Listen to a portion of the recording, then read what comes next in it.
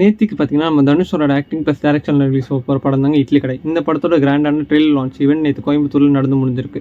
இந்த trailer launch ஈவென்ட்ல என்னெல்லாம் நடந்துச்சு? ஃபர்ஸ்ட்டா தனுஷ் வந்து பார்த்தீங்கன்னா, ஸ்டேஜ்ல பேசிட்டு இருக்கும்போது திடீர்னு ஓடி வந்த ஒரு பெர்சன். அவர் வந்து பார்த்தீங்கன்னா, ஒரு பயங்கரமான ஃபேனா இருப்பாரு போல நம்மள மாரி. இத பார்த்து அங்க இருக்க பவுன்சர்ஸ் எல்லாருமே உடனே ஸ்டேஜ் மேல ஏறி அந்த பெர்சனை புடிச்சு இழுத்துட்டு போயிட்டு இருக்கும்போது தனுஷ் அதை பார்த்துட்டு, இல்ல வேண்டாம் விடுங்கன்னு சொல்லிட்டு அவர் பக்கத்துல வச்சு ஃபோட்டோ எடுத்தாருங்க. ஃபோட்டோ எடுக்கும்போது அவர் கையில வந்து பார்த்தீங்கன்னா, பயங்கரமா கலைஞ்சிருந்தது போல. அதை அவரே சரிப்படுத்தி பக்கத்தில் மறுபடியும் ஃபோட்டோ எடுத்தாருங்க. செகண்ட் அவர் என்ன சொன்னார் பார்த்தீங்கன்னா, 9 மணி ஷோக்கு எல்லாருமே இப்போ 8:30 மணிக்கு ரிவ்யூ கொடுக்குறாங்க. அந்த ரிவ்யூலாம் பார்த்துட்டு போகாதீங்க. ஒன்று நீங்களா போயிட்டு படம் பார்த்துட்டு சொல்லுங்கள், இல்லை வந்து பார்த்தீங்கன்னா உங்கள் ஃப்ரெண்ட்ஸ் யாராச்சும் போயிருப்பாங்க, அதை பார்த்துட்டு நீங்கள் வந்து ரிவ்யூ கேட்டுட்டு இந்த படத்துக்கு போகலாமா இல்லையான்னு டிசைட் பண்ணுங்கள். ஏன்னா இந்த மாதிரி தான் குபேரா படத்துக்கும் நடந்துச்சு. குபேரா படத்துக்கு நான் ஃபர்ஸ்ட் ஷோ பார்க்கறதுக்கு முன்னாடி பார்த்தீங்கன்னா எல்லாரும் 8:30 மணிக்கு ரிவ்யூ கொடுக்க ஆரம்பிச்சிட்டாங்க.